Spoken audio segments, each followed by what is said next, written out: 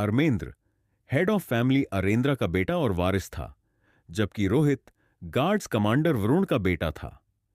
फिर भी अब वे दोनों केवल सेवकों की तरह व्यवहार कर रहे थे, अपनी इच्छा से आर्यन के पीछे पीछे चल रहे थे। इसका मतलब पूरी तरह से अलग था। यह बुरा है। जब लक्ष्मण ने यह देखा तो उन्हें अचानक कुछ याद आया। उनका दिल सिकुड़ गया और उनके चेहरे के भाव बदल गए। वेन परिवार की कुलमाता के जन्मदिन के भोज में नकुल, वरुण और अरेंद्रा ने आर्यन की शादी तोड़ने के खिलाफ तर्क दिया था, भले ही इसका मतलब लक्ष्मण परिवार का विरोध करना था। लक्ष्मण और उनके बेटे ने मान लिया था कि ऐसा आर्य ग्रैंड मास्टर की शिष्यकी की वजह से हुआ है। उन्होंने सोचा कि ऐसे प्रभावशाली चरित्रों के वेंड परिवार के साथ खड़े होने का यही एकमात्र संभव कारण हो सकता है। लेकिन अब ऐसा लग रहा था कि मामला बिल्कुल ऐसा नहीं था। लेकिन नकुल आर्यन को इतना अधिक महत्व क्यों देते हैं? लक्ष्मण के चेहरे के भाव अनिश्चित थे, उनका दिल भारी था। उन्हें अच्छी तरह पता था कि आर्यन का प्रदर्शन जितना भी प्रभावशाली क्यों न हो, वह अभी भी सिर्फ ब्लड सर्कुलेशन रियल्म का एक युवक था। शक्ति का वह स्तर नकुल और अरेंद्रा जैसे पुराने धूर्तों को उसके प्रति इतनी श्रद्धा दिखाने के लिए पर्याप्त नहीं था।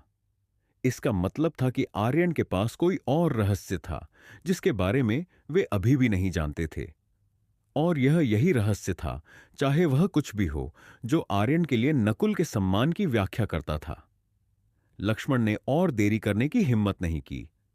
उन्होंने तुरंत अपने बगल में खड़े बुजुर्ग सेवक को फुसफुसाकर आदेश दिया। बुजुर्ग सेवक तुरंत भाग गया। आर्यन को दूर जाते हुए देखकर जगदीश ने आह भरी। वह हिचकिचाया, लेकिन अंत में उन्होंने उसका पीछा नहीं किया। उन्हें एक पूर्व सूचना थी कि भले ही वह अपनी सारी गरिमा त्याग कर आर्यन से ब्लू रिवर स्वॉर्ड मैनर में लौटने की विनती करें, आर्यन सहमत नहीं होगा। फिर भी वह इसे एक अफसोस मानने से खुद को रोक नहीं पाया, और वह पछतावा करने से खुद को रोक नहीं पाया। जब वह पहली बार नश्वर धूल में वापस गिरा था तो किसी ने उसकी परवाह नहीं की थी। मैंने भी उससे दूरी बना ली थी। आज वह मार्शल दांव में लौट आया है, पहले से भी अधिक शानदार चमक दिखा रहा है। वह ब्लू रिवर स्वॉर्ड मैनर में कैसे लौट सकता है, उस जगह पर जिसने उसे इतना दुख दिया था? लेकिन बस हो गया, अब कुछ नहीं हो सकता। जगदीश ने गहरी सांस ली, फिर अपने दिल में उमड़ रहे पछतावे को दबा दिया। जूनियर अप्रेंटिस सिस्टर नताशा, ऐसा लगता है कि तुम आर्यन को जाता देख बेहद अनिच्छुक हो, निखिल ने ठंडे लहजे में कहा। नताशा को स्तब्ध देखकर वह गुस्सा होने से खुद को रोक नहीं पाया। नताशा चौंक गई और उसके चेहरे के भाव नाटकीय रूप से बदल गए। आखिरकार उसने एक कोमल आह भरी जो पीड़ित लग रही थी। सीनियर अप्रेंटिस ब्रदर निखिल, आप जानते हैं कि आर्यन और मैंने 3 साल तक एक दूसरे का साथ दिया था। मैंने सोचा था कि हमारे रास्ते फिर कभी नहीं मिलेंगे। आज रात हमने जो कुछ देखा उसकी कौन कल्पना कर सकता था? वह जितना ज्यादा बोल रही थी, निखिल का चेहरा उतना ही ज्यादा काला पड़ रहा था। उसके शब्दों ने उसके दिल में ईर्ष्या की आग को और भड़का दिया। नताशा को इसका एहसास हो गया था, इसीलिए उसने बात बदल दी। लेकिन सीनियर अप्रेंटिस ब्रदर निखिल, मेरे दिल में आपकी एक शाश्वत अपूरणीय जगह है। इसके अलावा अगर मेरे मन में वास्तव में आर्यन के लिए अभी भी भावनाएं होती तो मैं उससे पूछे बिना पूरे 1 साल तक कैसे रह सकती थी? उसने अपना सिर निखिल के चौड़े कंधों से सटाया और फुसफुसाया, मैं वास्तव में आपको इतना गुस्सा देखकर खुश हूं। यह साबित करता है कि आप मेरी परवाह करते हैं। निखिल के चेहरे के भाव तुरंत नरम हो गए। उसने उसकी नाजुक खुशबू ली और जब वह बोला तो उसका लहजा कहीं ज्यादा नरम था। जूनियर अप्रेंटिस सिस्टर, अभी मैं थोड़ा ज्यादा उत्तेजित हो गया था। नताशा ने अपना जेट जैसा हाथ बढ़ाया और उसे निखिल की बांह में फंसा दिया।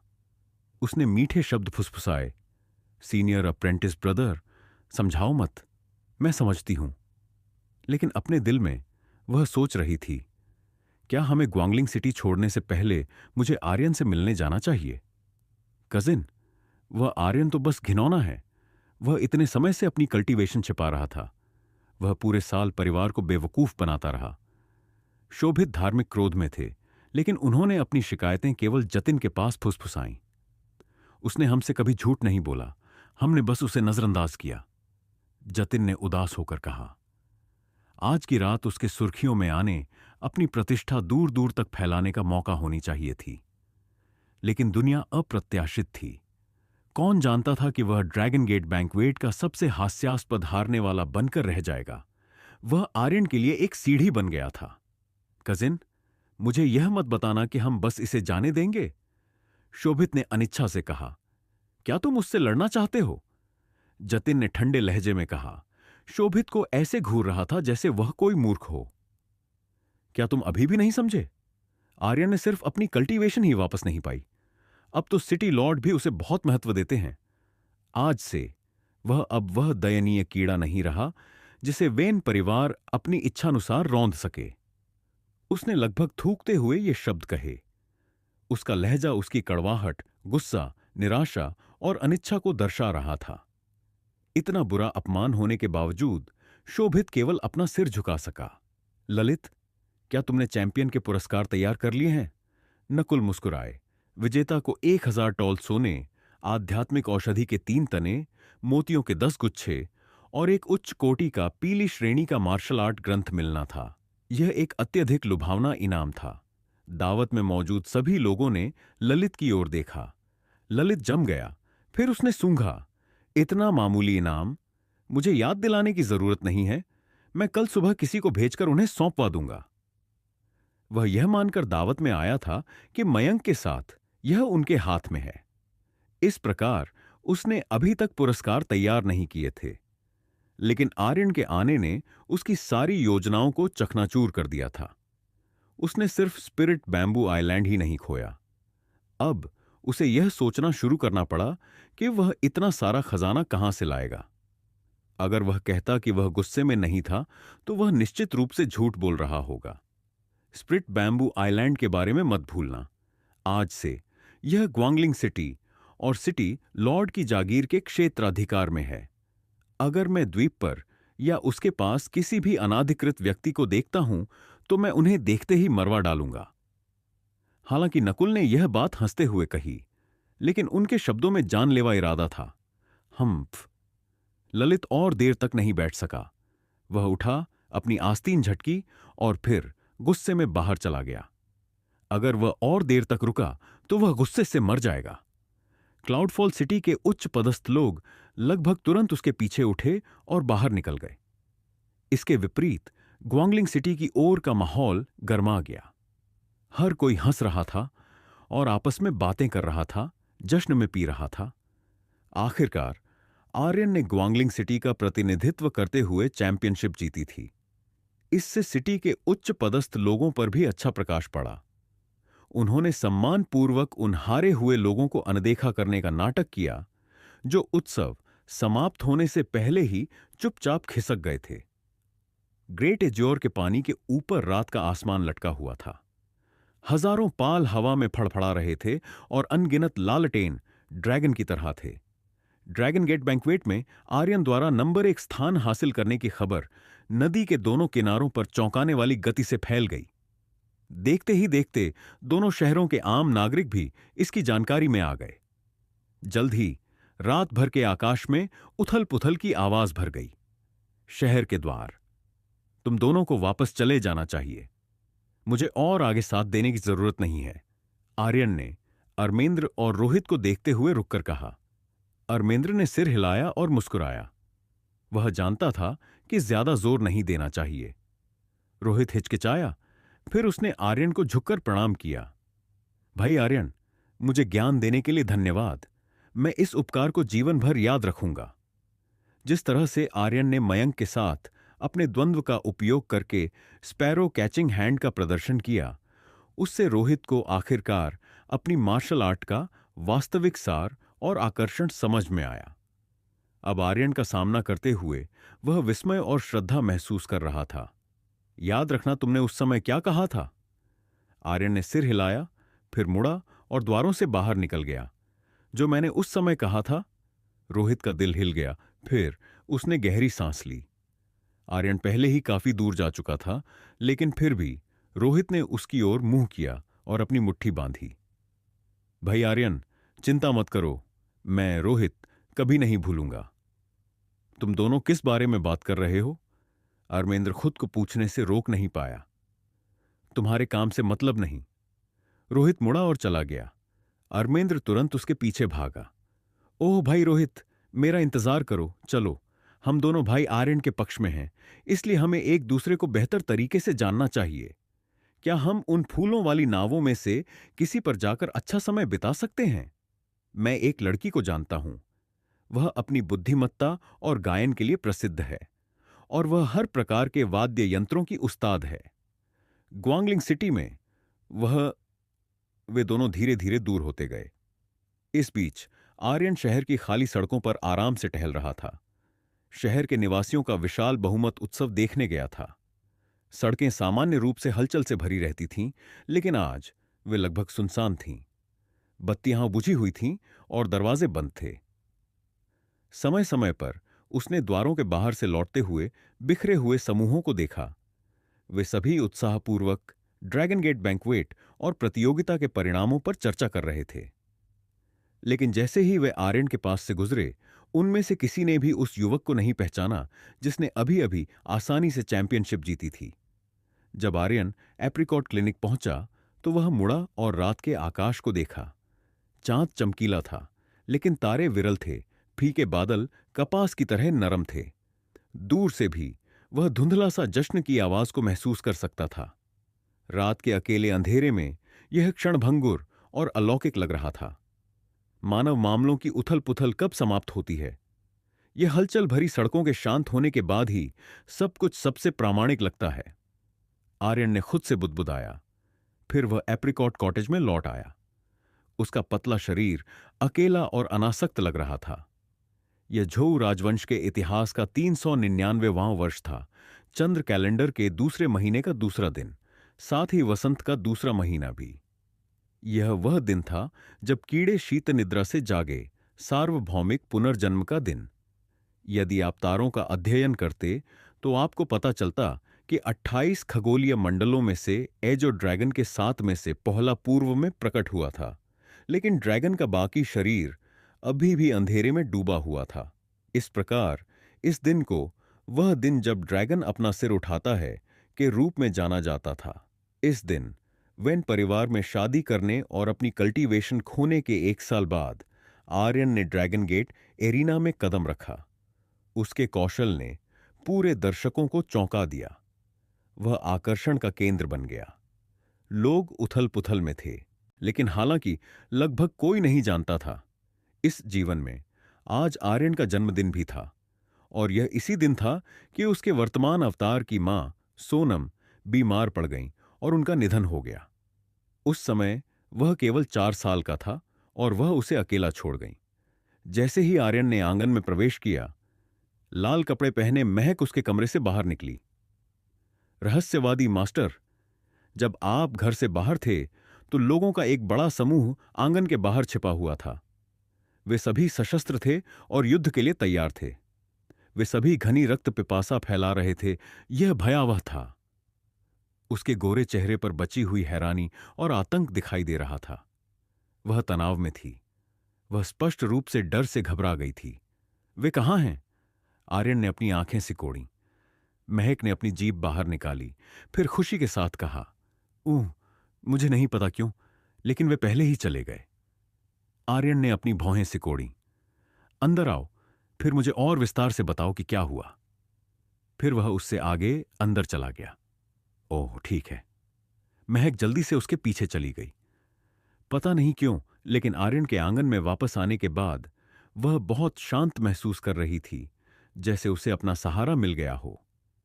हालांकि जब भी वह आर्यन का सामना करती थी, वह अभी भी दब्बू, डरपोक और श्रद्धालु रहती थी, लेकिन उसका आसपास होना अकेले डरने से बेहतर था।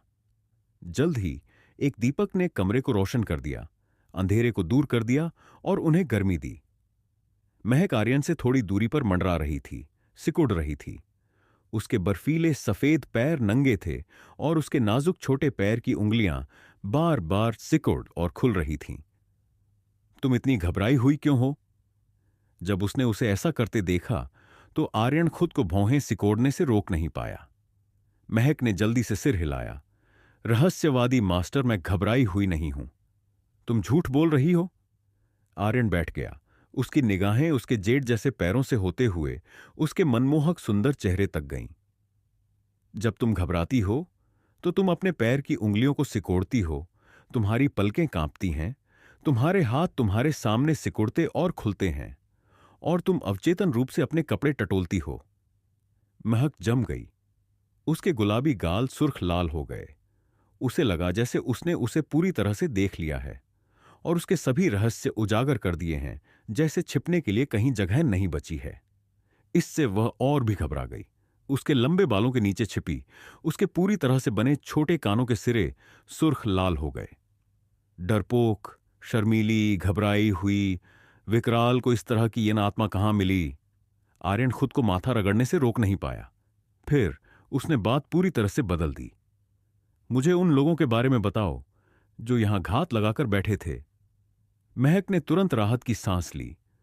उसने एक पल सोचा, फिर कहा, मैं पुराने बरगद के पेड़ में छिपी हुई थी और मैंने उनकी बातचीत का कुछ हिस्सा सुना। अपनी नरम चिपचिपी आवाज में उसने रात की घटनाओं को शुरू से अंत तक सुनाया। जब उसने अपनी कहानी समाप्त की तो आर्यन की भौहें चढ़ गईं और उसने धीरे से मेज पर अपनी उंगलियां थपथपाईं। वह ध्यान से मोमबत्ती की रोशनी को घूर रहा था, विचारों में खोया हुआ था। महक के अनुसार घात लगाकर बैठे समूह लक्ष्मण परिवार से थे। इसके अलावा वे मोहित के आदेश पर आए थे और वे ड्रैगन गेट बैंक्वेट से उसके लौटने का इंतजार कर रहे थे। फिर वे एप्रिकॉट कॉटेज में घुसकर उसे मार डालते।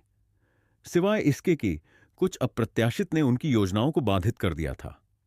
एक बुजुर्ग सेवक दौड़ता हुआ आया, घात लगाकर बैठे समूह को बताया कि योजना बदल गई है, और वे सभी पीछे हट गए। आर्यन को समझ नहीं आया कि वे ऐसा क्यों करेंगे। मोहित से उसका कोई बैर नहीं था। वह मुझे क्यों मारना चाहता है? क्या इसका आर्य से कुछ लेना देना हो सकता है? आर्यन को वेंट परिवार की कुलमाता के जन्मदिन के भोज की घटना याद आई। शायद यही मामला है। अरमेंद्र के अनुसार मोहित उस पर लंबे समय से मोहित है। उसने बार बार यह भी घोषणा की कि वह उससे शादी करेगा या किसी से नहीं। इससे मैं यह अनुमान लगा सकता हूं कि वह मुझे मारने, एक रास्ता बनाने और मेरी जगह लेने की योजना बना रहा है। आर्यन खुद को आह भरने से रोक नहीं पाया। मेरी यह नाममात्र की पत्नी वास्तव में मुसीबत है। पहले प्रकाश था, अब मोहित है। अब जब वह स्वर्ग उत्पत्ति अकादमी में है और एक ग्रैंड मास्टर की शिष्या है, तो मुझे डर है कि उसने पहले ही कामुक, अकड़ दिखाने वाले युवा पुरुषों का एक नया बैच आकर्षित कर लिया होगा। रहस्यवादी मास्टर, आप क्या करने की योजना बना रहे हैं? महक ने कमजोर स्वर में पूछा। अगर मैं उसके सभी प्रशंसकों को मार भी दूं, तो भी मैं केवल समस्या के लक्षणों का इलाज कर रहा हूं, न कि मूल कारण का। आर्यन ने लापरवाही से कहा। इस घटना के बाद मैं इस शादी को भंग करने के लिए तेजी से तैयार हो रहा हूं। तभी मैं इस समस्या से हमेशा के लिए छुटकारा पा सकता हूं। रहस्यवादी मास्टर, आप अपनी पत्नी को छोड़ना चाहते हैं? महक ने खालीपन से कहा। तुम्हें क्यों नहीं चाहिए? आर्यन ने वापस पूछा। तुम्हें नहीं लगता कि मैं जरूरत से ज्यादा कठोर हूं? नहीं, मुझे नहीं लगता। महक ने तुरंत सिर हिलाया। आर्यन कुर्सी पर वापस झुक गया। अचानक वह हंसा। भूल जाओ, आज मेरा जन्मदिन है। ऐसे अप्रिय मामलों पर चर्चा नहीं करते हैं। उसने मेज से फ्लास्क उठाया और अपने लिए एक ड्रिंक डाली। महक ने झिझकते हुए कहा, रहस्यवादी मास्टर, क्या किसी ने आपका जन्मदिन मनाने के लिए कुछ नहीं किया? आर्यन ने सिर हिलाया। मुझे इस तरह की चीजें कभी पसंद नहीं आईं। महक अचानक और साहसी लग रही थी। तो क्या मैं पूछ सकती हूं कि अब आपकी उम्र कितनी है? अगर तुम सब जोड़ो तो मैं 1,08,017 साल का हूं। आर्यन ने लापरवाही से कहा। ओह, लेकिन तुम मुझे सिर्फ 17 साल का मान सकती हो। महक हैरान थी और वह थोड़ी खोई हुई महसूस कर रही थी, लेकिन उसने कोई सवाल नहीं पूछा। एक पल की चुप्पी के बाद उसने इतनी हिम्मत जुटाई कि कह सके, रहस्यवादी मास्टर, कैसा रहेगा अगर मैं आपके लिए एक जन्मदिन का गीत गाऊं? अगर तुम चाहो आर्यन ने कहा, लेकिन उसके विचार कहीं और थे। दीपक की रोशनी के नीचे महक ने गहरी सांस ली, धीरे से अपनी लाल पोशाक को निचोड़ा और अपने गुलाबी होंठ खोले। जल्द ही एक स्वर्गीय गीत या एक अलौकिक मंत्र जैसी आवाज पूरे कमरे में गूंज उठी। रहस्यवादी मास्टर चंद्रमा की तरह दीर्घायु, सूर्य की तरह उदय हों, दक्षिणी पहाड़ों की तरह ऊंचे, कभी न गिरने या टूटने वाले, चीड़ के पेड़ों की तरह फलने फूलने वाले। उसकी आवाज नरम थी, जैसे झरने से बुलबुले निकल रहे हों या घाटी में बहती धारा हो। आर्यन थोड़ी देर के लिए दंग रह गया, लेकिन जल्द ही उसके चेहरे पर एक हल्की मुस्कान फैल गई। यह एक प्राचीन जन्मदिन का गीत है। यह लड़की वास्तव में काफी विचारशील है। उसने सुना और पिया, आराम से और सहजता से। खिड़की के बाहर रात का आकाश धीरे धीरे गहरा हो गया और तारे चमक उठे। महक की सुंदर अलौकिक धुन इस तरह की रात के लिए एकदम सही पूरक थी। उसी रात के आकाश के नीचे लक्ष्मण परिवार मोहित के हाथों ने उसकी तलवार कसकर पकड़ रखी थी और उसका सुंदर चेहरा काला पड़ गया था और पहचान से परे विकृत था। उसने अपने क्रोध और कड़वाहट को वापस दबाया, अपने दांत इतनी जोर से पीसे कि वे टूट सकते थे। आज रात हमला करने का सही मौका होना चाहिए था। उसने पहले ही सब कुछ व्यवस्थित कर लिया था। जैसे ही आर्यन मर जाता, वह स्वर्ग उत्पत्ति अकादमी के लिए निकल जाता और आर्य से मिलने जाता। उसने वह उपहार भी तैयार कर लिया था जो वह उसे देने वाला था। लेकिन किसने सोचा होगा कि उसकी सारी योजनाएं अंतिम मिनट में विफल हो जाएंगी और सब कुछ बर्बाद हो जाएगा। उसके बगल में खड़े बुजुर्ग सेवक ने फुसफुसाया, युवा मास्टर, फैमिली हेड ने बात की है। आपको आज रात निकलना है और आपको उनके आदेश के बिना निकट भविष्य में ग्वैंगलिंग सिटी में प्रवेश नहीं करना है। मोहित अब अपने गुस्से को दबा नहीं सका। वह दहाड़ा, तो क्या हुआ अगर उस बेकार ने अपनी कल्टीवेशन वापस पा ली? क्या हुआ अगर उसने मयंक को हरा दिया? क्या पिता सिर्फ इसलिए मुझे बाहर निकालने जा रहे हैं? उसकी छाती जोर से हिल रही थी। उसने आज रात दावत में क्या हुआ था, इसके बारे में पहले ही सुन लिया था। यही कारण था कि उसे अपनी योजनाओं को रद्द करना पड़ा था। बुजुर्ग सेवक ने फुसफुसाया, युवा मास्टर, फैमिली हेड को आर्यन की चिंता नहीं है, न ही उन्हें नकुल, अरेंद्रा या वरुण की चिंता है। उन्हें चिंता है कि आपका गुस्सा आपको एक अपूरणीय गलती करने के लिए प्रेरित करेगा। वह रुका, फिर आगे कहा, आर्यन को मारने के संबंध में हम इंतजार कर सकते हैं और देख सकते हैं। फैमिली हेड ने कहा कि आर्यन के पास कुछ और रहस्य भी हैं। हमें नहीं पता कि वे क्या हैं, लेकिन वे एकमात्र स्पष्टीकरण हैं कि नकुल उसे इतना महत्व क्यों देते हैं। अगर हम इन रहस्यों को उजागर किए बिना हमला करते हैं तो हम पूरे लक्ष्मण परिवार पर अप्रत्याशित विपत्ति को आमंत्रित कर सकते हैं। मोहित जम गया। काफी समय बीत गया इससे पहले कि उसने सांस छोड़ी और कहा, मैं समझ गया। मेरे पिता से कहो कि मैं अभी क्लाउड रिवर प्रीफेक्चुरल कैपिटल के लिए निकल रहा हूं। इसके साथ ही वह जाने के लिए मुड़ा। युवा मास्टर को बचाओ, अपनी यात्रा में कुछ भी देरी ना होने दें। आपको जल्द से जल्द प्रीफेक्चुरल कैपिटल पहुंचना है, समझा? सेवक उसके पीछे भागा, फिर बाहर इंतजार कर रहे गार्डों को आदेश दिया। समझ गए, गार्डों ने चिल्लाकर अपनी स्वीकृति दी। यह देखकर मोहित ने खुद ही आह भरी। वह जानता था कि अपने पिता की व्यवस्थाओं पर सहमत होने के बावजूद लक्ष्मण को उस पर भरोसा नहीं था कि वह चुपके से शहर में वापस आकर आर्यन पर घात नहीं लगाएगा। एक बार जब उसके घोड़े ने उसे शहर की दीवारों से बहुत दूर पहुंचा दिया तो मोहित पीछे मुड़ा और ऊंचे प्रभावशाली मुख्य द्वार को देखा। उसकी आंखों में ठंडी जानलेवा मंशा चमक उठी। आर्यन, बस तुम इंतजार करो। फिर वह और उसके गार्ड दूर तक सरपट दौड़ पड़े। स्वर्ग उत्पत्ति अकादमी। एक हरे भरे पहाड़ की चोटी पर बने मंडप में एक प्राकृतिक गर्म झरना देर रात हो चुकी थी और तारे विरल और फीके थे। दो पतली आकृतियां गर्म झरने के भाप भरे पानी में भिगो रही थीं। केवल उनकी लंबी सफेद गर्दन और आश्चर्यजनक रूप से सुंदर चेहरे दिखाई दे रहे थे।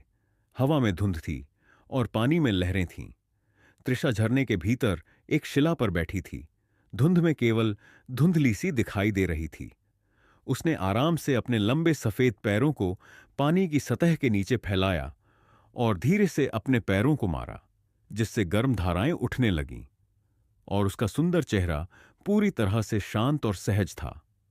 उसने पसीने की बूंदें पोंछने के लिए एक हाथ उठाया, फिर अपनी तीखी आवाज में पूछा, बड़ी बहन, जीजाजी ने अपने पत्र में वास्तव में क्या लिखा था? आर्या पास ही थी। उसके बाल जुड़े में बंधे थे। उसकी त्वचा जेड जैसी थी। धुंध के भीतर वह एक अलौकिक सुंदरता थी, एक भ्रम या सपने की तरह। तुम क्यों पूछ रही हो? उसकी भौहें थोड़ी सिकुड़ गईं। यहां तक कि जब वह अपनी छोटी बहन के साथ थी, तब भी उसके चेहरे के भाव, अभिव्यक्ति और स्वभाव बर्फ की तरह ठंडे और अलग थे।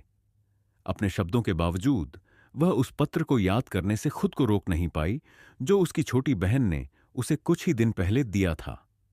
उसमें केवल एक वाक्य शामिल था, मुझे उम्मीद है कि आप जल्द से जल्द हमारी शादी रद्द कर सकती हैं। इस तरह हर कोई खुश होगा।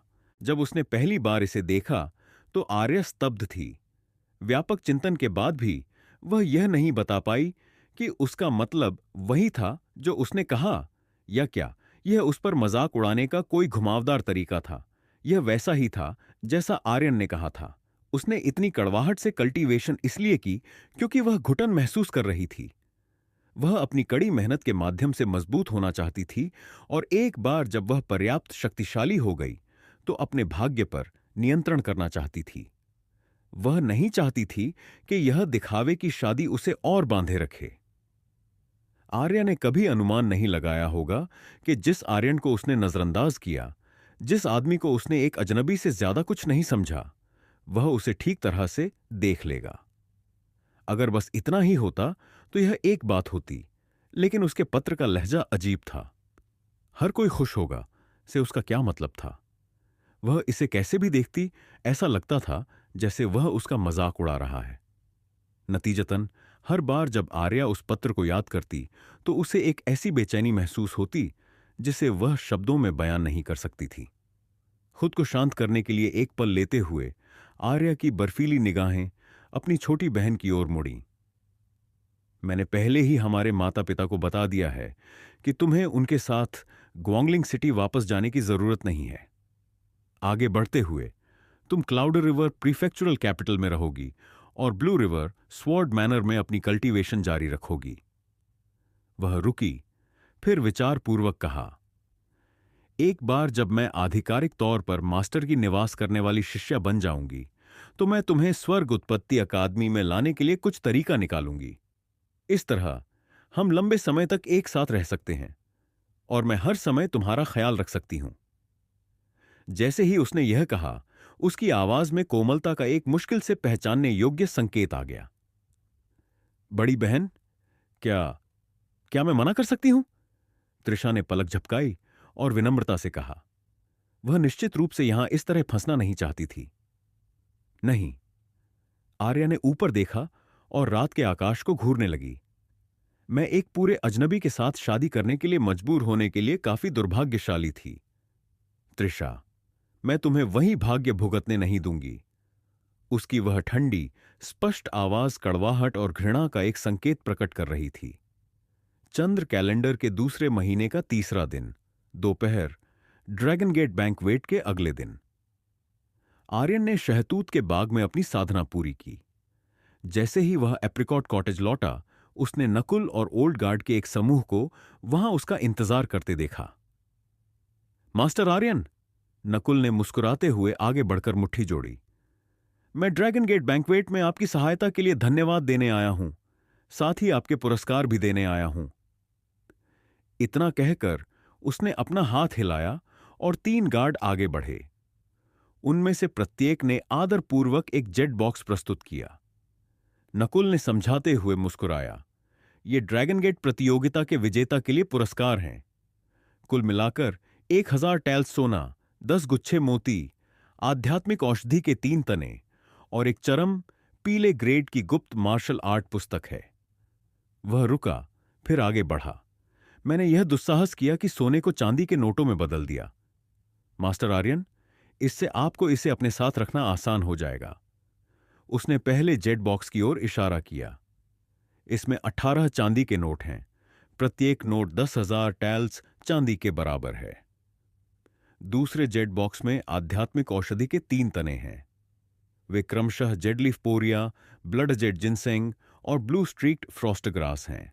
और तीसरे जेड बॉक्स में चरम स्तर की पीले ग्रेड की मार्शल आर्ट एड फ्लावर प्लूकिंग क्लाउड स्वीपिंग जनहैंड है।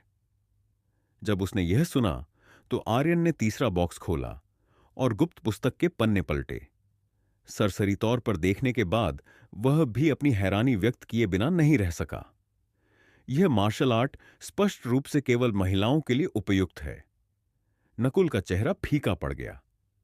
पुरस्कारों को cloud fall city Lord Lalit को तैयार करना था। उन्होंने निस्संदेह उस तकनीक को जानबूझकर अपमान करने के लिए चुना। अगर आप इससे अप्रसन्न हैं तो मुझे थोड़ा समय दें, मैं आपको इसके बदले कोई वैकल्पिक मार्शल आर्ट मैनुअल दे सकता हूं। वह स्पष्ट रूप से इस मार्शल आर्ट पुस्तक की प्रकृति से भली भांति अवगत था। आर्यन ने उसके प्रस्ताव को यह कहते हुए टाल दिया कि वह जरा भी चिंतित नहीं है। जरूरत नहीं है, यह ठीक रहेगा।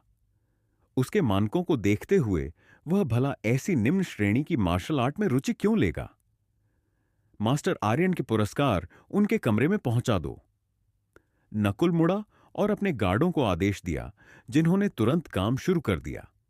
इसके बाद उसने मुस्कुराते हुए कहा, मास्टर आर्यन, स्पिरिट बैम्बू द्वीप एक बार फिर ग्वांगलिंग शहर का है और कम से कम अभी के लिए यह सिटी लॉर्ड यानी मेरे के नियंत्रण में है।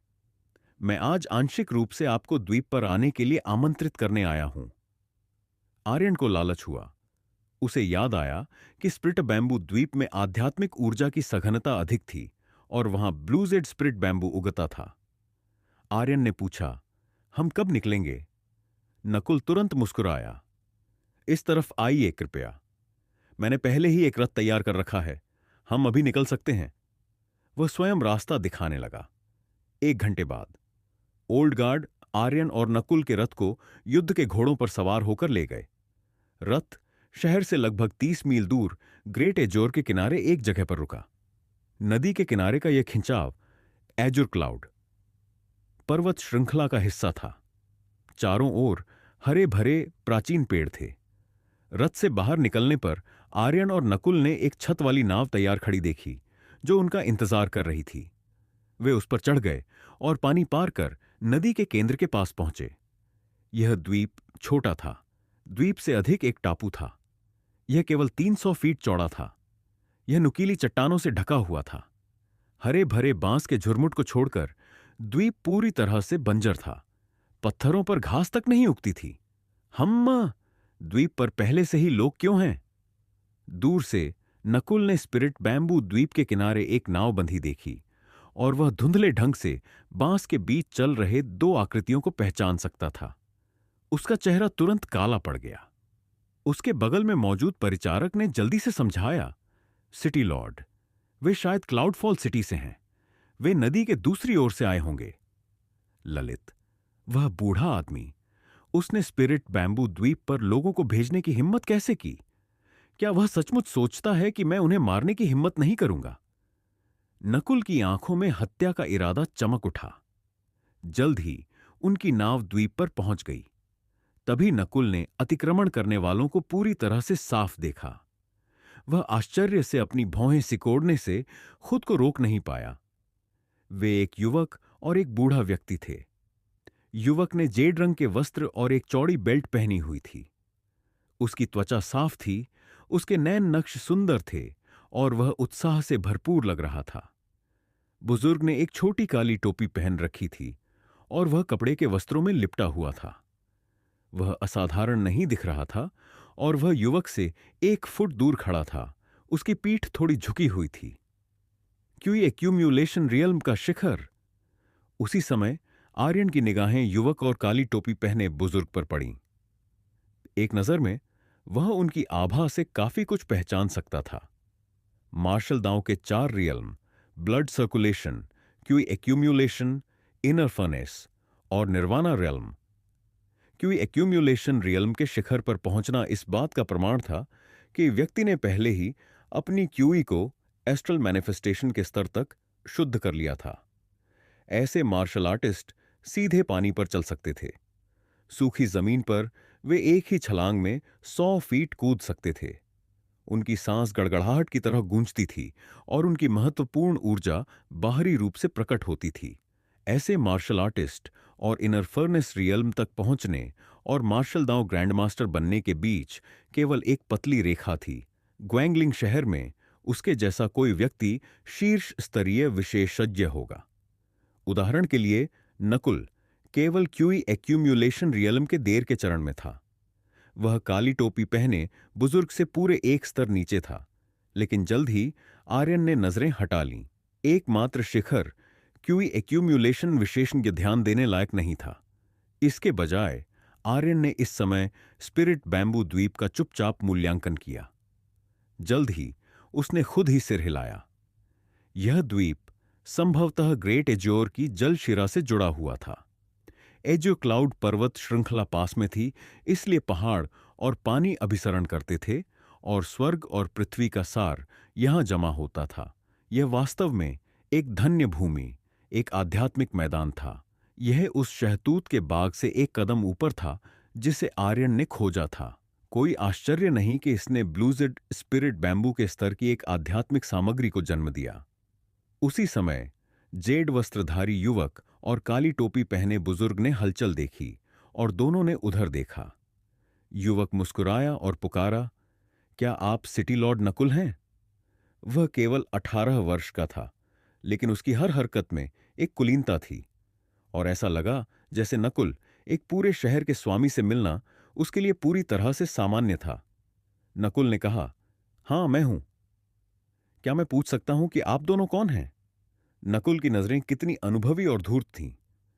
वह एक नजर में बता सकता था कि ये दोनों असाधारण थे।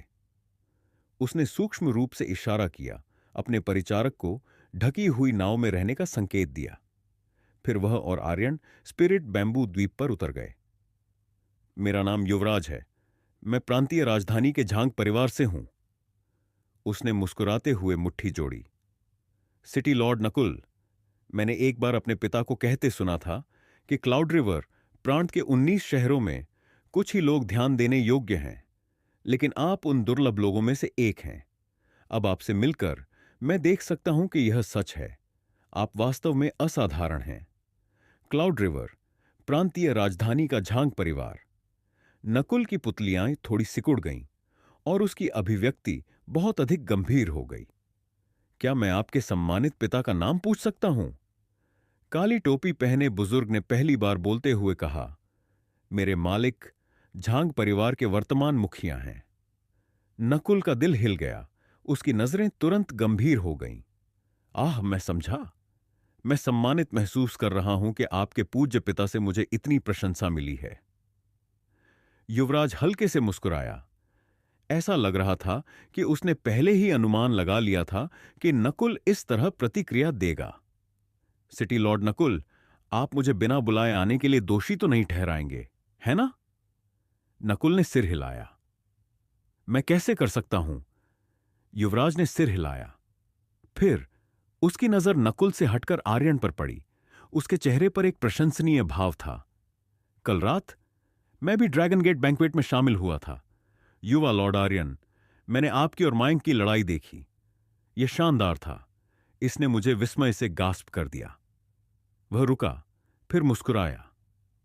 लेकिन मैंने यह भी सुना कि आपके साथ उस समय क्या हुआ था, और मुझे पता चला कि वेन परिवार में आपकी वर्तमान स्थिति, खैर, ऐसा लगता है कि यह अच्छी नहीं है। अगर आप अपनी दुर्दशा को बदलना चाहते हैं तो मैं आपकी मदद कर सकता हूं। आंतरिक रूप से नकुल हंस पड़ा। क्लाउड रिवर प्रांतीय राजधानी के झांग परिवार का एक शिष्य वास्तव में ऊंचा और असाधारण है, लेकिन आर्यन वह है जिसका स्पिरिट जेड मार्क्विस भी सम्मान करती है, एक उत्कृष्ट अस्तित्व। उसे दुर्दशा से बाहर निकालने के लिए भला आपकी जरूरत कैसे पड़ सकती है? आर्यन ने मुस्कुराते हुए आत्मविश्वास से भरे युवक को देखा और शांति से कहा, क्या आपने कभी यह मुहावरा सुना है कि जो बिना मांगे मेहमान नवाजी करते हैं वे निश्चित रूप से बुरे इरादे छिपा रहे हैं। बुजुर्ग की आंखों में एक तेज रोशनी चमकी। ध्यान से बोलो युवक, ध्यान रहे कि तुम अपने ऊपर विपत्ति न ले आओ। लेकिन युवराज केवल मुस्कुराया और उसे हाथ हिलाकर दूर जाने का इशारा किया, जरा भी अपमानित नहीं हुआ। बलवंत काका, गुस्सा होने की जरूरत नहीं है। युवा लॉर्ड आर्यन की स्पष्टवादिता ही वह कारण है जिसकी मैं प्रशंसा करता हूं। वह रुका, फिर सीधे आर्यन को संबोधित किया। युवा लॉर्ड आर्यन, आपको इसके बारे में ज्यादा सोचने की जरूरत नहीं है। मैं आपकी मदद सिर्फ इसलिए करना चाहता हूं क्योंकि मैं मार्शल दांव में आपके कौशल और उपलब्धियों की प्रशंसा करता हूं। आप जैसे प्रतिभाशाली व्यक्ति का ग्वांगलिंग शहर में रहना एक मोती को कीचड़ में दबाने से कम नहीं होगा। आर्यन की अभिव्यक्ति अजीब थी। उसे बहुत बहुत समय हो गया था जब किसी ने उससे इस तरह बात की हो। जब उसने देखा कि आर्यन चुप रहा तो युवराज ने मान लिया कि वह संकोच कर रहा है। वह आत्मविश्वास से मुस्कुराए बिना नहीं रह सका। युवा लॉर्ड आर्यन, कृपया आराम करें। अगर आप मेरे साथ क्लाउड रिवर प्रांत चलते हैं तो मैं गारंटी देता हूं कि मैं आपको अपनी प्रतिभा दिखाने और भीड़ से अलग खड़े होने का मौका दूंगा। आर्यन हक्का बक्का रह गया। देखकर ऐसा लगता है कि आप चाहते हैं कि मैं एक आश्रित के रूप में आपका अनुसरण करूं। काली टोपी वाले व्यक्ति ने ठंडी सांस ली। प्रांतीय राजधानी में जितने प्रतिभाशाली युवा हमारे युवा मास्टर के इशारे पर रहने के लिए उत्सुक हैं, उतनी ही नदी में मछलियां हैं। फिर भी जो उनका पक्ष जीतते हैं वे किरीन सींगों और फीनिक्स पंखों की तरह दुर्लभ हैं। जैसे कि आर्यन को उसका मतलब समझ में नहीं आया होगा, बुजुर्ग ने जोड़ा, चलो इसे इस तरह से समझते हैं। ग्वांगलिंग शहर में ड्रैगन गेट बैंक्वेट में पहला स्थान प्राप्त करना सिर ऊंचा करने के लिए पर्याप्त है, लेकिन प्रांतीय राजधानी में तुलनीय प्रतिभाशाली युवाओं की कोई कमी नहीं है। अंत में उसके होंठों के कोने ऊपर की ओर मुड़े। अब आपको समझना चाहिए कि आपने हमारे युवा मास्टर की प्रशंसा जीतकर कितने भाग्यशाली हैं। अब तक नकुल की आंखों में एक अजीब भाव था। अगर सामने वाले की स्थिति इतनी ऊंची न होती तो शायद वह अपनी हंसी रोक नहीं पाता। लेकिन फिर नकुल अच्छी तरह जानता था कि न तो युवराज और न ही बलवंत काका आर्यन की वास्तविक क्षमताओं के बारे में जानते थे, अन्यथा वे इस तरह का दिखावा नहीं कर सकते थे और उसे एक निम्न व्यक्ति की तरह व्याख्यान नहीं दे सकते थे। अब तक आर्यन निःशब्द था। उसे यह भी नहीं पता था कि जवाब कैसे दिया जाए। ऐसा लगता है कि उसके इरादे अच्छे हैं, है ना? युवराज ने एक मिलनसार मुस्कान के साथ कहा। आप इस पर सोचने के लिए कुछ समय ले सकते हैं। मैं 3 दिनों में ग्वांगलिंग शहर छोड़ दूंगा। तब आप सिटी लॉर्ड नकुल को अपना निर्णय बता सकते हैं। ऐसा लगा जैसे वह जबरदस्ती करने से घृणा करता था। फिर वह नकुल की ओर मुड़ा। हालांकि यहां उगने वाले ब्लूजेड स्पिरिट बैम्बू का स्तर साधारण है, वे अभी भी काफी दुर्लभ हैं। मैं 2 तने खरीदना चाहूंगा। क्या आप उनसे अलग होने को तैयार होंगे? नकुल ने सीधे कहा, जो भी 2 आपको पसंद हों, मैं आपको देकर सम्मानित महसूस करूंगा। युवराज ने सिर हिलाया। सिटी लॉर्ड नकुल, जैसा कि क्लाउड रिवर प्रांतीय राजधानी में सभी जानते हैं, मैं युवराज हमेशा दूसरों का फायदा उठाने से नफरत करता रहा हूं। बलवंत काका, जब हम शहर वापस पहुंचेंगे तो मुझे आपको सिटी लॉर्ड के महल में 100 स्पिरिट स्टोन्स पहुंचाने का कष्ट देना पड़ेगा। काली टोपी वाले बुजुर्ग ने सिर हिलाया। जल्द ही युवराज ने व्यक्तिगत रूप से ब्लूजेड बैम्बू के 2 तने चुने। फिर वह और बलवंत काका अपने जहाज पर लौटे और निकल गए। उनके जाने से पहले प्रांतीय राजधानी का यह कुलीन युवक आर्यन को एक बार फिर आग्रह करना नहीं भूला। तेज हवाएं आपको और दूर तक ले जाएंगी और मैं युवराज आपको बादलों में उड़ने के लिए भेज सकता हूं। युवराज और बलवंत काका नाव में सवार होकर निकल गए। जल्द ही वे आंखों से ओझल हो गए। नकुल हंसे बिना नहीं रह सका। झांग परिवार के मुखिया के बेटे की आंखें तेज हैं, लेकिन यह भी हास्यास्पद है। वह यह महसूस नहीं करता कि आप स्वर्ग में उड़ते हुए ड्रैगन की तरह हैं। आप इतने सरल कैसे हो सकते हैं जैसा कि वह सोचता है? आर्यन ने लापरवाही से कहा, उनकी उम्र के लोग अपने इस्तेमाल के लिए प्रतिभाओं को भर्ती करना पसंद करते हैं। कम से कम वह महत्वाकांक्षी तो है। नकुल ने सिर हिलाया। अगर वह ग्वांगलिंग शहर के किसी अन्य प्रतिभाशाली युवक से पूछता तो मुझे डर है कि कुछ ही लोग उसे मना करते। क्लाउड रिवर प्रांतीय राजधानी क्लाउड रिवर प्रांत के 19 शहरों का दिल थी। यह ग्वांगलिंग और क्लाउड फॉल सिटी जैसे दूरस्थ स्थानों से बहुत अलग थी। क्लाउड रिवर प्रांतीय राजधानी छोटे और बड़े कई गुटों का घर थी। उनमें से 4 दूसरों से ऊपर खड़े थे। इन शीर्ष स्तरीय गुटों में प्रांतीय सरकार शामिल थी, जो सीधे ग्रेट जो राजवंश की सेवा करती थी। साथ ही प्रांत का नंबर एक साधना गुट ब्लू राइवर स्वॉर्ड मैनर भी शामिल था। अन्य 2 बड़े पैमाने पर पारिवारिक कबीले थे, जांग और युआन परिवार। अन्य सभी स्थानीय गुट उनके मुकाबले फीके पड़ जाते थे। झांग परिवार के मुखिया के बेटे के रूप में यह कल्पना करना आसान था कि युवराज की स्थिति कितनी ऊंची थी। यहां तक कि नकुल को भी उसके साथ सम्मान से पेश आना पड़ा।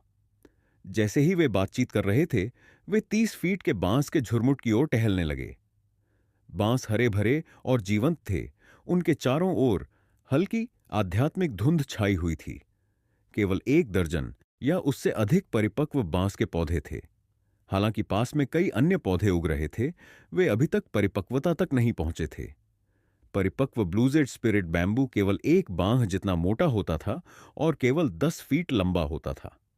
तने जेड की तरह चमकीले और पारदर्शी थे, और वे ऐसा दिखते थे जैसे उन्हें कीमती पत्थरों से तराशा गया हो। नकुल के पास एक फावड़ा था। वह हंसा। अगर कोई आपको पसंद आता है तो बस बोल दीजिए। आर्यन ने शिष्टाचार नहीं दिखाया। उसने चारों ओर देखा, फिर परिपक्व तनों में से एक को चुना। नकुल तुरंत उसके पास गया और फावड़े का उपयोग करके उसे जड़ों सहित खोद लिया। यह आखिर एक आध्यात्मिक पौधा था, यहां तक कि इसकी जड़ों और पत्तियों का उपयोग दवा बनाने के लिए किया जा सकता था, जबकि तना एक आध्यात्मिक सामग्री था। यह कहना उचित था कि बांस का हर इंच कीमती था। मास्टर आर्यन, कृपया एक और नजर डालें और देखें कि क्या कोई अन्य अपील करता है। नकुल हंसा। वह आर्यन को यहां विशेष रूप से स्पिरिट बैम्बू द्वीप जीतने के लाभों को साझा करने के उद्देश्य से लाया था। यह उसके साथ घनिष्ठ संबंध बनाने का एक तरीका भी था। आर्यन ने एक पल सोचा, फिर कहा, अगर आप निश्चित हैं तो मैं 2 और तने लेना चाहूंगा। कोई भी चलेगा। उसने जो तना चुना था वह विशेष रूप से उच्च गुणवत्ता का था। कुछ हल्के संशोधनों के साथ वह इसे पूरी तरह से प्राकृतिक बांस की तलवार की म्यान में बदल सकता था। वह इसे अपने दैनिक जीवन में छड़ी के रूप में उपयोग कर सकता था और लड़ाई में तुरंत अपनी तलवार खींच सकता था। यह अत्यंत सुविधाजनक होगा। इसके अलावा यह बांस एक आध्यात्मिक सामग्री था, इसलिए यह मॉर्टल एज को भी पोषण और सुरक्षा प्रदान कर सकता था। उसने बांस के अन्य 2 तनों का उपयोग तावीजों टैलिस्मैन्स के एक बैच को परिष्कृत करने के लिए करने की योजना बनाई। जानवरों को पालना और तावीज, हथियार और गोलियों को परिष्कृत करना। साधक अक्सर इन चारों में संलग्न होते थे। वाइल्ड्स के 9 प्रांतों में उन्होंने पहले ही इन कौशलों के आधार पर साधना की एक व्यापक प्रणाली बना ली थी। यादृच्छिक रूप से निम्न वर्ग के साधकों के एक समूह को चुनें और उन सभी के पास इन 4 विषयों में से किसी एक के बारे में कहने के लिए बहुत कुछ होगा। अपने पिछले जीवन में आर्यन को 10,000 दांव का मास्टर के रूप में सम्मानित किया गया था। वह स्वाभाविक रूप से तावीज परिष्करण से अनभिज्ञ नहीं था। दुर्भाग्य से यह एजोर महाद्वीप था, एक आध्यात्मिक रूप से बंजर परिदृश्य। भले ही वह केवल तावीजों को परिष्कृत करना चाहता हो, उपयुक्त आध्यात्मिक सामग्री खोजना मुश्किल था। यह ब्लूजेड स्पिरिट बैम्बू टियर 2 आध्यात्मिक सामग्री के रूप में योग्य था। यह बुनियादी तावीजों की शक्ति को झेलने के लिए बस पर्याप्त था। आर्यन स्वाभाविक रूप से ऐसे अवसर को हाथ से जाने नहीं देगा। नकुल ने परिपक्व बांस के 2 और तने खोदने के लिए आगे बढ़ा। साथ ही एक अंकुर जो जमीन के नीचे छिपा हुआ था, वे सभी उसने आर्यन को दिए। मास्टर आर्यन, यह ब्लूजेड बैम्बू शूट एक दुर्लभ खजाना है। यह आध्यात्मिक ऊर्जा से भरपूर है और इसका गूदा एक व्यंजन है। सामान्य तौर पर कुछ ही लोग इतनी कीमती चीज का सेवन करने की हिम्मत कर सकते हैं। आर्यन ने अपनी प्रशंसा में सिर हिलाया। धन्यवाद। नकुल ने उसके धन्यवाद को यह कहते हुए टाल दिया, ऐसी औपचारिकता की आवश्यकता नहीं है। अगर कल रात के बैंक्वेट में आपने पासा नहीं पलटा होता तो ललित स्पिरिट बैम्बू द्वीप पर नियंत्रण कर लेता। जल्द ही वे अपने जहाज पर लौट आए और वापसी की यात्रा शुरू कर दी। जब वे एप्रिकॉट क्लिनिक पहुंचे तो आर्यन रथ से बाहर निकला। अचानक उसने कहा, सिटी लॉर्ड नकुल, मैं निकट भविष्य में ग्वांगलिंग शहर छोड़ सकता हूं। नकुल क्षण भर के लिए स्तब्ध रह गया। फिर उसने भावना के साथ आह भरी, मैंने बहुत पहले ही भविष्यवाणी कर दी थी कि आपकी क्षमताओं के साथ आप ग्वांगलिंग शहर जैसी छोटी जगह पर लंबे समय तक नहीं रह सकते। मैंने बस यह नहीं सोचा था कि यह दिन इतनी जल्दी आ जाएगा। वह रुका, फिर हिचकिचाते हुए पूछा, क्या मैं आपकी मंजिल पूछ सकता हूं? आर्यन ने लापरवाही से कहा, क्लाउड रिवर, प्रांतीय राजधानी। उसने ब्लू राइवर स्वॉर्ड मैनर में 3 साल तक साधना की थी, इसलिए प्रांतीय राजधानी अपेक्षाकृत परिचित थी। आज उसने रिफाइनिंग बोन शुरू किया था। अगला कदम क्यूई एक्यूम्यूलेशन रियलम में प्रवेश करना था। यह केवल प्रांतीय राजधानी जैसे समृद्ध क्षेत्र में ही था कि वह क्यूई एक्यूम्यूलेशन रियल्म साधक की जरूरतों को पूरा करने के लिए पर्याप्त संसाधन पा सकता था। नकुल ने सिर हिलाया। आप कब प्रस्थान करने की योजना बना रहे हैं? आर्यन ने एक पल सोचा, फिर कहा, ज्यादा से ज्यादा 1 महीने बाद। वह अपनी छोटी बहन सास के वापस आने का इंतजार करना चाहता था और उसे अभी भी मदर घोस्ट रिज का दौरा करना था। उसके जाने से पहले नकुल को अचानक कुछ याद आया। ठीक है मास्टर आर्यन, मुझे युवराज को क्या जवाब देना चाहिए? आर्यन ने तुरंत पूछा, आपको क्या लगता है? मैं समझा। एक संक्षिप्त ठहराव के बाद नकुल मुस्कुराया। जब आप निकलेंगे तो मैं आपको व्यक्तिगत रूप से विदा करने के लिए जरूर आऊंगा। नकुल और उसका समूह जल्दी से चले गए, जबकि आर्यन एप्रिकॉट क्लिनिक में प्रवेश कर गया। सर, हरीश, वैद्य विद्या और क्लिनिक के बाकी कर्मचारियों ने हाथ में लिया काम अलग रख दिया। उन सभी ने, यहां तक कि नौकरों ने भी, आर्यन की ओर मुड़कर देखा। उनकी निगाहें विस्मय से भरी थीं। कल रात की ड्रैगन गेट प्रतियोगिता की खबर ने ग्रेट एज्योर के दोनों किनारों को हिला दिया था, जिससे ग्वांगलिंग शहर के भीतर कम लहरें नहीं उठी थीं। कौन इस तथ्य से अनभिज्ञ रह सकता था कि कल रात का चैंपियन कोई और नहीं बल्कि आर्यन था? जैसे जब कर्मचारियों ने आर्यन को क्लिनिक में प्रवेश करते देखा तो जिस तरह से उन्होंने उसे देखा था उसमें एक ब्रह्मांडीय बदलाव आया था। आर्यन ने कहा, आप सभी, आप अपने कार्यों पर लौट सकते हैं। इस सरल आदेश के बाद वह हरीश के पास पहुंचा। स्टुअर्ट हरीश, क्या आप जानते हैं कि मदर घोस्ट रिज से हमारे दवा चुनने वालों में से कौन सबसे अधिक परिचित है? हरीश की अभिव्यक्ति बदल गई।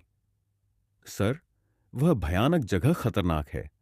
सामान्य परिस्थितियों में किसी के लिए भी वहां जाना बहुत दुर्लभ होता है। आप वहां क्या करना चाहते हैं? आर्यन ने कहा, चिंता मत करो, मैं बस कुछ सवाल पूछना चाहता हूं। हरीश ने इस पर विचार किया, फिर कहा, यह आसानी से हो जाएगा। वेन परिवार के पैरोल पर 1000 से अधिक दवा चुनने वाले हैं और निश्चित रूप से किसी के पास वह जानकारी होगी जिसकी आपको जरूरत है। मैं आपके लिए पूछताछ करूंगा। ठीक है, मैं इसे आप पर छोड़ता हूं। आराम से रहें सर, मैं गारंटी देता हूं कि मैं इसे दिन के भीतर करवा दूंगा। हरीश ने अपनी छाती पीटी और मुस्कुराया। कल रात वह भाग्यशाली था कि आर्यन के साथ भोज में गया। उसने जो कुछ भी देखा और सुना था, उसने व्यावहारिक रूप से एक नई दुनिया का दरवाजा खोल दिया था और उसने पूरी रात उत्साह में बिताई थी। वह इस अनुभव के बारे में अपने बाकी जीवन के लिए शेखी बघार सकता था। आर्यन रुका नहीं। वह पीछे के दरवाजे से बाहर निकला, लेकिन आश्चर्यजनक रूप से जब वह एप्रिकॉट कॉटेज लौटा तो एक सुंदर महिला आंगन में उसका इंतजार कर रही थी। ऐसा लगा कि वह काफी समय से इंतजार कर रही थी। उसने बर्फीले सफेद रंग की पोशाक पहनी थी और उसके बाल एक ऊर्जा से एक जूड़े में बंधे थे। उसकी आंखें चमकीली थीं उसके होंठ गुलाबी थे। वह एक नाजुक सुंदरता थी, लेकिन उसकी अभिव्यक्ति दयनीय थी, जिसने उसे एक निश्चित चलती आकर्षण दिया। उसकी अनपेक्षित मेहमान नताशा के अलावा और कोई नहीं थी। जब उसने आर्यन को गेट खोलते देखा तो वह उसकी ओर मुड़ी। उसके जेठ जैसे नैन नक्श खुशी से भर गए, लेकिन फिर उसकी खुशी फीकी पड़ गई। उसने अपना होंठ काट लिया और उसकी सुंदर आंखें नम हो गईं। सीनियर अप्रेंटिस ब्रदर आर्यन, मैं आज मास्टर अंकल जगदीश के साथ ग्वांगलिंग शहर छोड़ रही हूं, लेकिन मैं खुद को रोक नहीं पाई। मुझे आखिरी बार आपको देखने आना पड़ा। उसकी कोमल आवाज में दुख का एक धागा था। अगर आर्यन कोई और आदमी होता तो एक रोती हुई सुंदर महिला को देखकर उसका दिल जरूर पिघल जाता। कोई और आदमी मान सकता था कि वह उसे देखने आने का विरोध नहीं कर पाई थी। शायद उसके लिए उसकी भावनाएं इतनी ज्यादा थीं कि वह उन्हें अनदेखा नहीं कर सकती थी। लेकिन ऐसा था जैसे आर्यन ने उसे देखा ही नहीं। जब उसने जवाब दिया तो उसका जवाब पूरी तरह से स्क्रिप्ट से हटकर था। उसने बस सीधे पूछा, क्या तुम दीवार फांद कर आई हो? फांद कर? क्या मैं दीवार फांद कर आई हूं? नताशा का नाजुक, दुख से भरा चेहरा थोड़ा कठोर हो गया। माहौल अचानक असहज रूप से शांत हो गया, लेकिन जल्द ही नताशा ने अपने दिल को स्थिर किया और आह भरी। सीनियर अप्रेंटिस ब्रदर आर्यन, मुझे पता है कि मैंने उस दिन जो कहा था वह हृदयहीन और मतलबी लगा था, लेकिन अगर मुझे आपकी परवाह नहीं होती तो मैं उस दिन आपको खोजने क्यों आती? सच्ची हृदयहीनता का मतलब होगा आपके साथ एक अजनबी जैसा व्यवहार करना। अगर मुझे परवाह नहीं होती तो मैं बस हमारे बीच एक अटल सीमा खींच देती। मैं सिर्फ 1 साल बाद आपको फिर से देखने क्यों आती? मैं ऐसे गुस्से भरे बकवास के साथ आपके पास क्यों आती? ऐसा इसलिए था क्योंकि मैंने अपनी तर्क संगतता खो दी थी और 1 साल के संचित दुख को बाहर निकाल दिया था। वह इसलिए था क्योंकि मुझे अब भी आपकी परवाह थी। जैसे ही उसने यह कहा, नताशा की आवाज सिसकियों से भर गई और उसकी सुंदर आंखों से आंसू टपक पड़े। वह पूरी तरह से उदास लग रही थी। मैं मानती हूं कि मैंने उस समय जो कहा था वह दुखद था और मैं अब आपसे मुझे माफ करने की मांग नहीं करूंगी, लेकिन क्या आप मुझे अपने अंतर्मन को शांत करने का मौका दे सकते हैं? मैं इस अपराध बोध को लेकर ग्वांगलिंग शहर छोड़ना नहीं चाहती। आर्यन ने जवाब में कुछ नहीं कहा। नताशा हताश होकर उसकी ओर भागी। उसकी निगाहें विनती कर रही थीं। Senior apprentice brother Aryan, Blue River Sword Manor में वापस। क्या आपने नहीं कहा था कि मैं कितनी भी गलतियां करूं, जब तक मैं अपना तरीका बदल लेती हूं आप मुझे माफ कर देंगे? आप निश्चित रूप से आप मुझे माफ कर देंगे, है ना? जैसे ही वह बोली, उसने आर्यन की आस्तीन तक पहुंचने की कोशिश की। आर्यन पीछे हट गया और उसके हाथों ने हवा के अलावा कुछ नहीं पकड़ा। नताशा की निगाह अचानक दयनीय हो गई। उसने गहरी सांस ली, फिर अपनी आस्तीन से एक उत्कृष्ट रूप से नक्काशीदार जेट बॉक्स निकाला और धीरे से उसे खोला। अंदर एक चिकन लेग था, सिवाय इसके कि वह लंबे समय से सिकुड़ गया था और सड़ गया था। इस पर एक अस्वस्थ काली चमक थी और यह स्पष्ट रूप से घिनौना लग रहा था। सीनियर अप्रेंटिस ब्रदर आर्यन, क्या आपको याद है जब आप बाहरी पंथ के स्वॉर्ड चीफ बने तो पंथ ने एक सेलिब्रेटरी बैंक्वेट आयोजित किया। बैंक्वेट समाप्त होने के बाद आप कमल के पत्ते में ध्यान से लपेटे हुए एक चिकन लेग के साथ मुझे खोजने के लिए जल्दी आए। यह सब इसलिए क्योंकि आपने सुना था कि मैंने कहा था कि मैंने उस दिन अभी तक कुछ नहीं खाया है। नताशा की निगाह अचानक उदासीन हो गई, शहद जैसी मिठास और दुख का मिश्रण। उस रात मैं इतनी खुश थी कि मैं सो भी नहीं पाई। मैं आपके दिए गए उपहार को खाने की हिम्मत कैसे कर सकती थी? मैंने इसे बचा लिया क्योंकि हालांकि ड्रमस्टिक्स एक आम दृश्य हैं, लेकिन आपने जो मुझे दिया था उसका मेरे दिल में एक अपूरणीय स्थान है। 2 जन्मों तक जीने वाले व्यक्ति का स्वभाव होने के बावजूद आर्यन ठंडी हवा में सांस लेने से खुद को नहीं रोक सका। उसने ड्रमस्टिक की ओर इशारा किया। क्या तुम इसे हर समय अपने साथ लेकर घूमती रही हो? नताशा फुसफुसाई। सीनियर अप्रेंटिस ब्रदर आर्यन, मैं ऐसी किसी चीज के बारे में झूठ बोलने के बजाय मरना पसंद करूंगी। आर्यन मुड़ा और आंगन से बाहर चला गया। यह प्रतिक्रिया पूरी तरह से अप्रत्याशित थी। क्या उसे मुझे पास खींचना और मेरे आंसू पोंछना नहीं चाहिए? अचंभित होकर उसने सहजता से पुकारा, सीनियर अप्रेंटिस ब्रदर आर्यन, आप कहां जा रहे हैं? आर्यन गेटवे में खड़ा हुआ, फिर मुड़ा और हंसा। क्या यह स्पष्ट नहीं है? मैं निखिल को खोजने जा रहा हूं और तुमने जो कुछ भी मुझे अभी बताया है वह उसे शब्द दर शब्द दोहराऊंगा। हां, मैं उसे ड्रमस्टिक के बारे में भी वह डॉगी ब्लड क्लिचग्रस्त बकवास बताऊंगा। मुझे यकीन है कि एक बार जब वह इसे सुनेगा तो वह तुम्हें पूरी तरह से एक नए प्रकाश में देखेगा। नताशा ने ऐसी प्रतिक्रिया दी जैसे उस पर बिजली गिर गई हो। वह स्तब्ध रह गई। क्या मेरी प्रस्तुति अभी कुछ ज्यादा थी? अगर नहीं, तो सीनियर अप्रेंटिस ब्रदर आर्यन के व्यक्तित्व की मेरी समझ को देखते हुए मेरी कहानी ने उसे द्रवित कर दिया होगा। आर्यन, तुम बहुत बुरे हो। नताशा एक पल के लिए जम गई, फिर दांत पीसती हुई उसने ड्रमस्टिक को जमीन पर फेंक दिया और आंगन से बाहर भाग गई। वह घबराकर भाग गई। जब आर्यन पीछे मुड़ा तो उसने फफूंदी लगी, सिकुड़ी हुई ड्रमस्टिक देखी और याद किया कि वह कभी उस औरत के प्रति कितना आसक्त था। वह अवाक रह गया। लेकिन फिर कौन कह सकता है कि उन्होंने अपनी जवानी में इस तरह की गिरी हुई औरत का सामना नहीं किया था? आर्यन ने सिर हिलाया, फिर अपने कमरे में लौट आया और अपने लाभों की इन्वेंट्री लेना शुरू कर दिया। 18-10 हजार टैलों के नोट उसकी मेज पर फैले हुए थे, साथ ही 3 आध्यात्मिक औषधियां, एक शीर्ष पीले ग्रेड की मार्शल आर्ट वाली गुप्त पोथी, ब्लूजेड स्पिरिट बैम्बू के 3 तने और एक स्पिरिट बैम्बू शूट था। यह कहना उचित था कि इस बार उसकी फसल बहुत बड़ी थी। दुर्भाग्य से, हालांकि यह चांदी की भरपूर आपूर्ति थी, लेकिन अब आर्यन के लिए इसमें ज्यादा दिलचस्पी नहीं थी।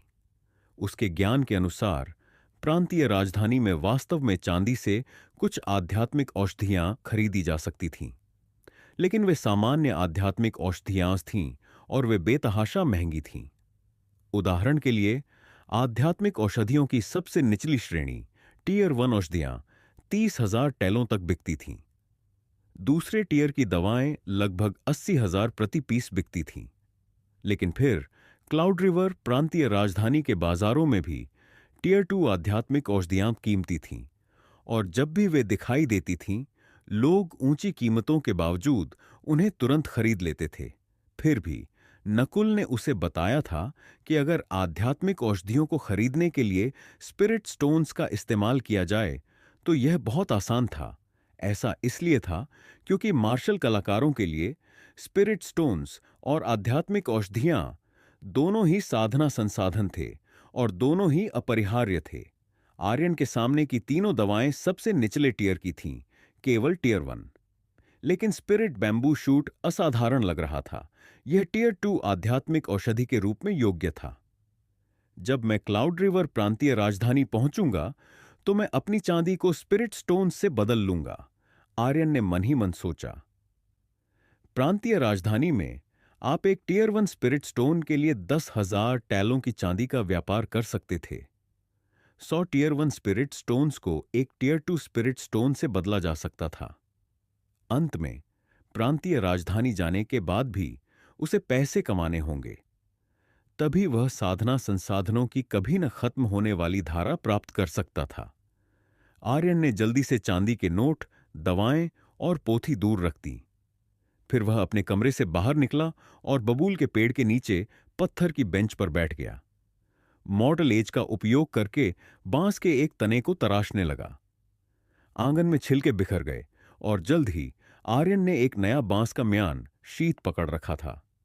यह 3 फीट लंबा था, लगभग एक शिशु की बांह जितना मोटा और नीला हरा था, जो जेड की तरह चमकदार और पारदर्शी था। आर्यन ने मॉडल एज को म्यान में डाला। यह पूरी तरह से फिट हो गया, केवल मूठ हिल्ट ही दिखाई दे रही थी। लेकिन आर्यन को लगा कि मूठ भी थोड़ी भद्दी लग रही थी। उसने एक पल के लिए सोचा, फिर मूठ के 2 नुकीले किनारों को हटा दिया। तलवार में अब क्रॉस गार्ड नहीं था, जिसका मतलब था कि मूठ भी बांस के म्यान में गायब हो सकती थी। अंत में उसने एक लचीली लेकिन टिकाऊ पट्टी बनाने के लिए बांस के तारों का एक गुच्छा इस्तेमाल किया और इसे म्यान के शीर्ष पर मजबूती से जोड़ दिया। इससे वह अपने हथियार को अपनी कमर के चारों ओर लटका सकता था। आर्यन ने तैयार बांस के म्यान को उठाया और उसकी जांच की। सूरज की रोशनी के नीचे यह हरा और जीवंत था, जिसमें उच्च गुणवत्ता वाले जेड की तरह पूरी पारदर्शिता थी। यह पकड़ने में आरामदायक था और छूने में ठंडा और मुलायम महसूस होता था। इसे म्यान कहने के बजाय बांस की लाठी कहना अधिक उचित लगा। आर्यन ने धीरे से अपनी कलाई हिलाई और क्लैंग मॉर्टल एज एक हल्की गुनगुनाहट के साथ बाहर निकल आया। बुरा नहीं है, मैं इसे अपने रोजमर्रा के जीवन में छड़ी के रूप में उपयोग कर सकता हूं। युद्ध में मुझे बस अपनी ब्लेड को बाहर निकालना है। यह कमर से लगातार लटकी हुई म्यान वाली तलवार से कहीं बेहतर दिखता है। आर्यन प्रसन्न था। हालांकि मॉर्टल एज में आध्यात्मिकता का केवल मामूली संकेत था, लेकिन अगर यह स्प्लिटर जेड बैम्बू आत्मा जेड बांस के इस म्यान के भीतर समय बिताएगा तो बांस किनारे और धातु दोनों को पोषण देगा और बदलेगा। यही असली कारण था कि आर्यन ने यह म्यान बनाया था। इसके बाद उसने बाकी बचे बांस के तनों को काटकर 7 इंच के टुकड़ों में विभाजित कर दिया। जब तक उसने समाप्त किया, उसके पास कुल 36 टुकड़े थे। ये आध्यात्मिक सामग्री थे, इसीलिए वह उन पर कुछ बुनियादी ताबीज उत्कीर्ण कर सकता था। फिर उनका उपयोग फॉर्मेशन स्थापित करने, दुश्मनों को मारने, भूतों को भगाने और भविष्यवाणियां करने के लिए कर सकता था।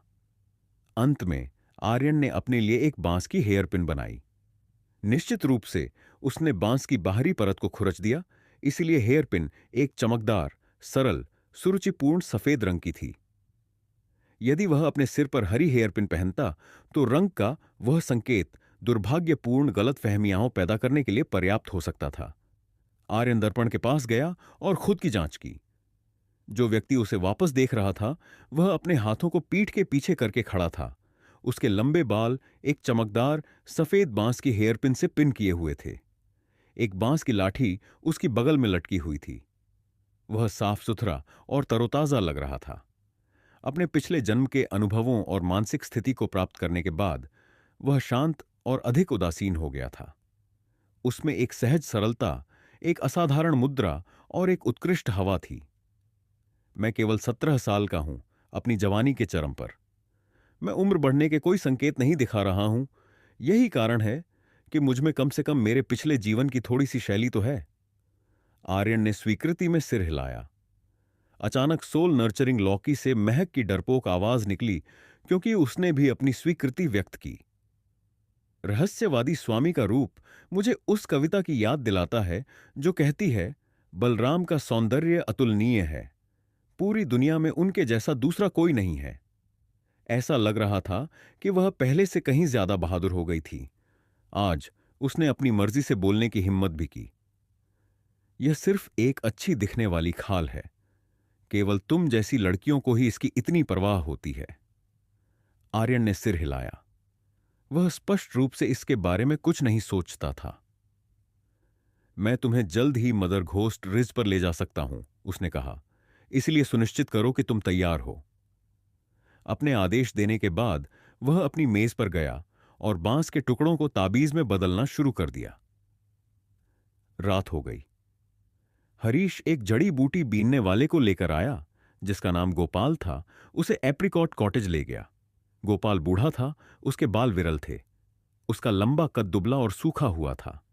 उसने एक शंखवाकार टोपी पहन रखी थी और उसके नीचे एक भयावह चेहरा था। उसका आधा चेहरा लाल, सूझा हुआ और उभरा हुआ था, जबकि दूसरा आधा नीले और बैंगनी से लेकर काले रंग तक था। इससे भी बदतर, उसकी विशेषताएं एक भूत की तरह भयानक रूप से विकृत थीं। वह डरावना लग रहा था। महोदय, बूढ़ा गोपाल शहर में सबसे अनुभवी जड़ी बूटी बीनने वाला है। सालों पहले वह मदर घोस्ट रिज में घूमा करता था। जब उसने आर्यन को देखा तो हरीश ने बुजुर्ग जड़ी बूटी बीनने वाले का परिचय दिया। बूढ़ा गोपाल मदर घोस्ट रिज से सबसे ज्यादा परिचित है। वह उस जगह को अपनी हथेली की तरह जानता है। मैनेजर हरीश, आप अतिरंजना कर रहे हैं। जब से एक भूत ने मुझे घायल किया है, मैंने मदर घोस्ट रिज में कदम नहीं रखा है। मेरी पिछली यात्रा को 10 साल हो गए हैं। गोपाल की आवाज कर्कश और कमजोर थी। ऐसा लग रहा था कि उसका स्वास्थ्य खराब था। आर्यन ने गोपाल को ऊपर से नीचे तक देखा। अचानक उसने पूछा, क्या आप जिस प्रेत से मिले थे वह एक डेथ ब्रिंगर था? एक डेथ ब्रिंगर? गोपाल चकित रह गया। वह केवल एक साधारण व्यक्ति था और वह भूतों के बारे में कुछ नहीं जानता था। आर्यन ने समझाया, एक डेथ ब्रिंगर भयानक भूतों की सबसे निचली श्रेणियों में से एक है। वे दूषित कब्रिस्तानों से पैदा होते हैं। वे निम्न श्रेणी के होते हैं, लेकिन यदि उनकी आभा आपको छूती है तो उनका जेड फायर यिन विष, जेड फायर यिन पॉइजन, आपके शरीर पर हमला कर देगा। हल्के जहर के परिणाम स्वरूप आपके जैसे लक्षण होते हैं, एक स्थायी यिन यांग ग्रिमेस, यिन यांग ग्रिमेस। इसके अलावा यह विष दिन रात आपके जीवन बल को नष्ट करता रहेगा। दर्द असहनीय होता है। यदि जहर अधिक गंभीर हो तो 3 दिनों के भीतर पीड़ित के पास सूखी हड्डियों के अलावा कुछ नहीं बचता है। जब उसने आर्यन का पूरा स्पष्टीकरण सुना तो हरीश दंग रह गया। यह पहली बार था जब उसने इतना डरावना और अशुभ कुछ सुना था। गोपाल अवाक रह गया, स्तब्ध। फिर वह तुरंत उत्साहित हो गया। उसका चेहरा उम्मीद से भर गया और उसकी आवाज कांप उठी। महोदय, क्या इसका मतलब है कि आपके पास इस स्तर की चोटों का इलाज करने का कोई तरीका है? आर्यन ने सिर हिलाया, फिर हल्के से कहा, हां, लेकिन इस जहर ने आपको 1 दशक से अधिक समय से पीड़ित किया है और जेडफायर यिनविश पहले ही आपके आंतरिक अंगों में घुसपैठ कर चुका है। इसे पूरी तरह से खत्म करना आसान नहीं होगा। गोपाल धड़ाम से घुटनों पर गिर गया, फिर माथा टेका। महोदय, मैं आपसे भीख मांगता हूं, मुझे बचा लो। इन पिछले 10 सालों में मैंने इतना कष्ट झेला है कि मैं लगभग जारी नहीं रख सकता। दर्द शब्दों में व्यक्त करने से परे है। अगर मेरी पत्नी और बेटे के लिए नहीं होता तो मैं बहुत पहले आत्महत्या कर लेता। अगर आप मेरी मदद कर सकते हैं तो मैं खुशी खुशी खुद आपको मदर घोस्ट रिज तक ले चलूंगा। आर्यन ने हरीश पर नजर डाली। थोड़ी देर में मैं एक औषधीय नुस्खा लिखूंगा, जाओ और सामग्री लाकर उबालो। फिर गोपाल से उसने कहा, आधे साल तक दवा लेना और यह तुम्हारे शरीर में यिन विष के हर आखिरी निशान को हटा देगी। हरीश ने जल्दी से सहमति व्यक्त की। जहां तक गोपाल का सवाल था, वह इतना व्याकुल था कि बार बार माथा टेकता रहा, रोता रहा और उसकी नाक बहती रही।